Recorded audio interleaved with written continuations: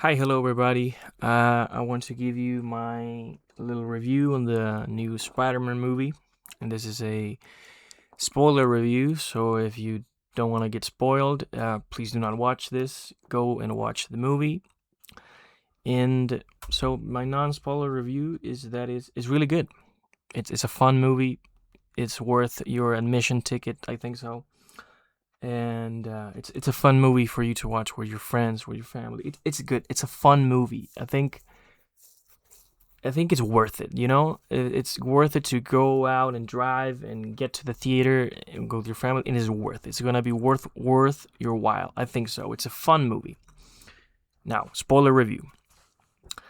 The obvious spoiler that you already know, I think, if you've been on social media any amount of time, you'll realize that, that young actress is, of course, Jean Grey, and it's sort of a villain role.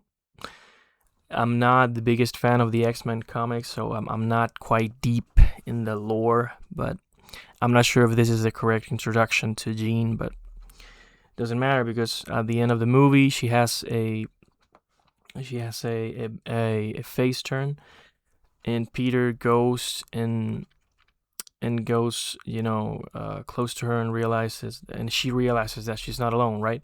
Because in the movie we are told that she's an orphan, and maybe in that memory that she accessed in Peter's head is the first time she ever gets told that it's okay to be different, right?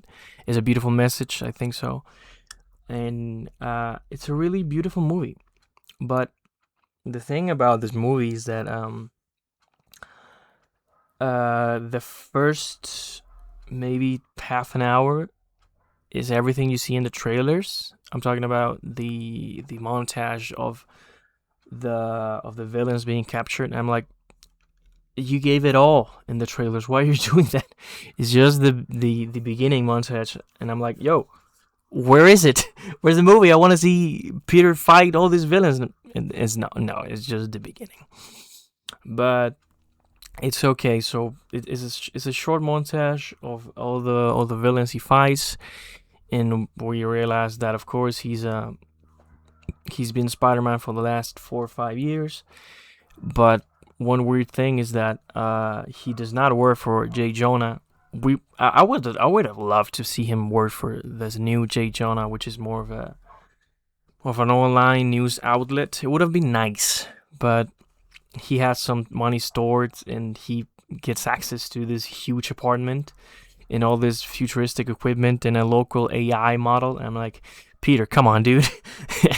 But other than that, it's a fun movie, and the part of the movie that really, in my opinion, resonated with me was the emotional performances with MJ and with Ned, with Zendaya and Jacob. I think it's the actor's name.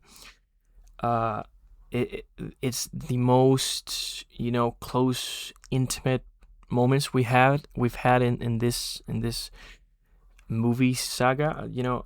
I don't remember having these close moments in the Joan Watts movies. Being so intimate and so honest about the feeling of the protagonist. But yeah, and of course the action, in my opinion, is the best action in all of the Spider-Man Marvel movies we've had so far. They're really similar to the Insomnia game. With dynamic angles and fights, and now that Peter has his own suit that he made with regular fabric, not necessarily high tech.